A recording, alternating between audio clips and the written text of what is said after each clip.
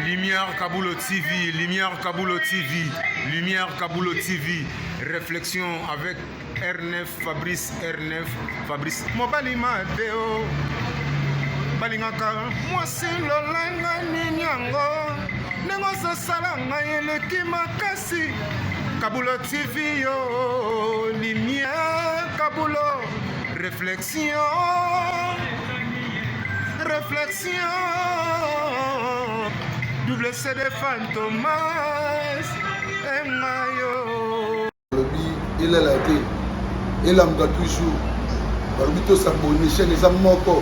Ça c'est dit, Maboko, t'as un s'abonner. Bon, mon yango, YouTube, aux Zavana, Moko Gaga, réflexion, trop bandé, réflexion, réflexion, lumière Kamboul, Yangwana, Balai qui est ça la biso bien, tous en ciment pour et ça la G, Bongo, toujours. Réflexion, Lumière Kambolo TV. Chaîne les amoko, vous s'abonner, vous avez décidé Lumière Kambolo TV. Bonjour, Nabiso Banso. Les Alingan de Konabino, Nabengami na Kombo ya Kambulu. Na salaka na émission na chaîne télé Oye Bengami Réflexion. Chaque samedi na 19h30, vous pouvez biso kuna na pendant que tout est outil qu'on peut s'en faire belé et c'est le coup de déranger n'a dit son encore bien dérangement pendant batuna qui makamba mibali ya basi balinga kandenge ni nezongisa boye ba mikolo misusu lokoma ki déranger siko réflexion c'est le bino beaucoup peut sa conseil et singile za ndenge nini ba faille nango za wapi ba avantage nango za pe ba conseil beaucoup peut sa na bato à la réflexion.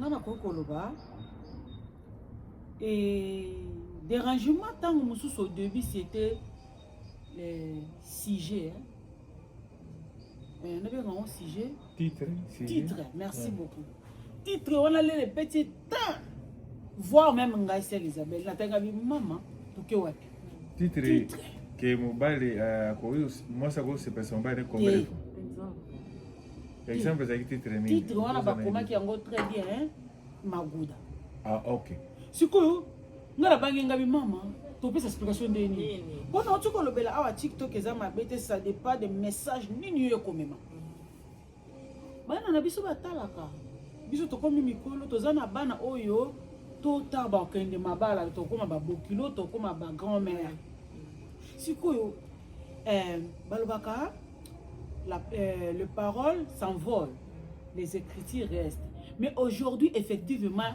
dans les écrans ça reste aussi hein. Sur total réflexion ça fait des années il y a des fois sur on dit qu'on revoit au moins 3 ans passés 2 ans passés ça veut dire ça reste ça s'envole plus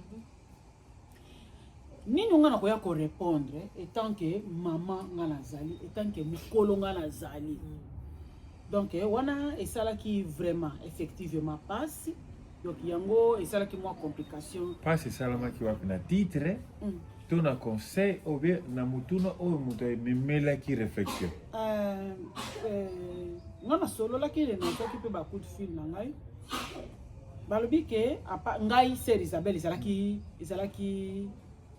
pas c'est Isabelle pour répondre ite c'est okimaki te c'est Isabelle akimaka te eza lokola nzungu ata bo pelisi koni nyonso ya kozala wana c'est Isabelle akimaka te toujours qui pleuve que neige tozala donc ezali ke nazalaki étonné effectivement quand la titre na mituni ngabi c'est la première fois ça fait des années les réflexions ezali coexister titre ya boye c'était un peu choquant mais les nalandeli question ya sœur na biso que je salue partout où tu es na fana ki ngana bi oh question na eza bien question za mabete et ezali question moko ezali makambo o ezo ko arriver ya makambo o sœur adoratrice mbote belé ah sœur adoratrice mbote na yo je t'aime bien voilà donc ezali que makambo les autres salama na ba couple effectivement ezo boma mabala ezo boma mabala à l'époque non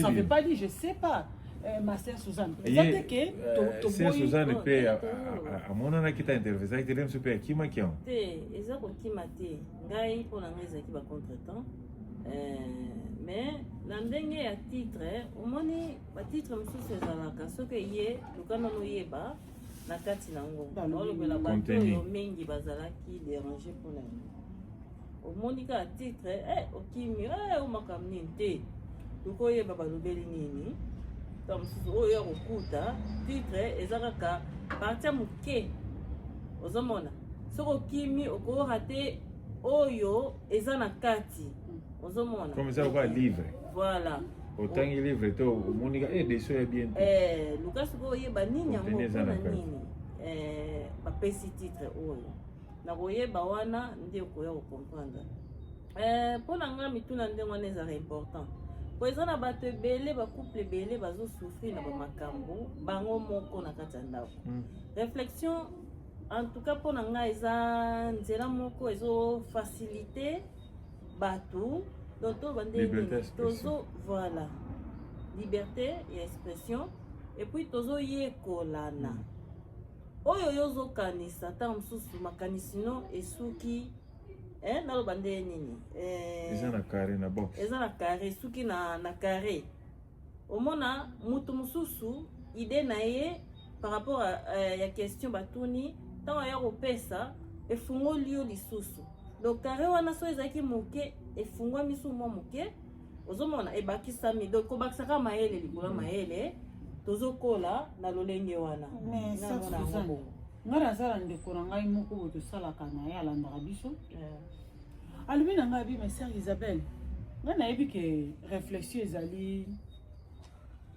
ezali groupe moko bobe émission moko boye éducative mais soki bokomi kokotisa na bahistoire ya boye na baquestion ya modele oyo ebongo bamama bao bana réflexion barépondre ndeni po bamama réflexion basouffrir bamoni ke on dirait place na bango eza susu kuna te ou bien bolimbisi tokomi kodérailler tozobima na chemin na biso oyo ezalaki ya début ya réflexion po moye barépondre baquestion wana eza te wana ezali ya biso te mpona bango nga na koloba boye omoni toza mpe na besoin bamama na biso wana mayele na bango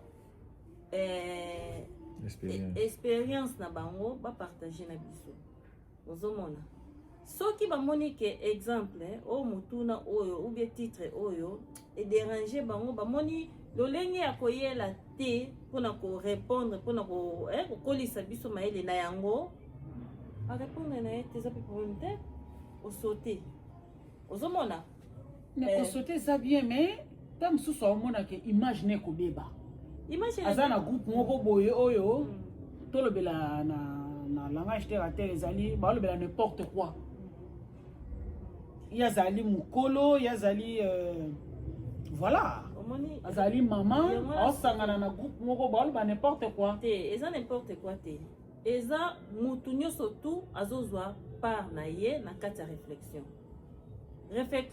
eza mpona bato nyonso tu bana mike baza bamama baza batantine bazali banoko donc toza baage donc ekeseni yango wana na yango mpe toza na besoin ya biso nyonso tu tozala ozomona expérience ya bato nyonso tu eza valide eza valide eza très important mpona biso nyonso tu oyo tokutami na kati ya réflexion ozomona soki ezalaka yo bolimbisi papa na pose eta baquestion mibale pa ma sœur soki ezalaka yo na po ya bamama wana oyo baza dérange conseil ndenge nini yango kokopesela conseil wana ndenge nini yango kodéveloppe motuna wana sans ke eleze yo be leze oyo bayebi yo kotala yo kolobela makambo ndenge wana omoni eza na bamakambo mosusu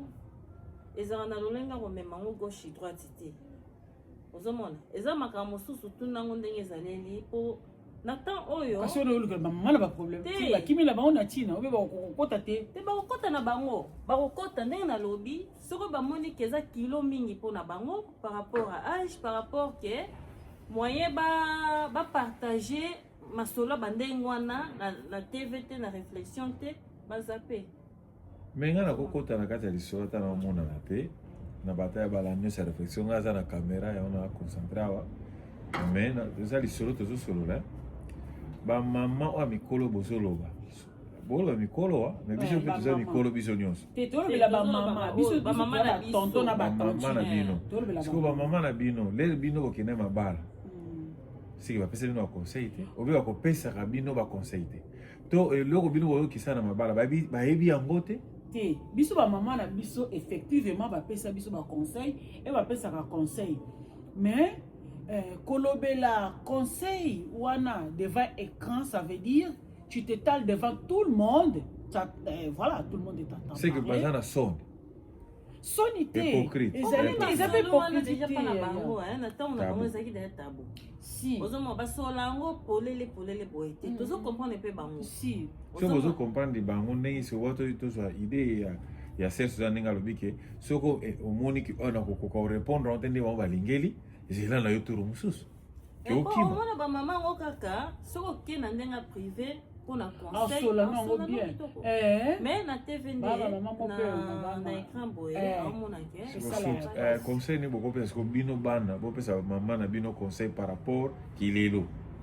Na ba sijo oyo bolobi lo kwa titre magode luki problème na réflexion.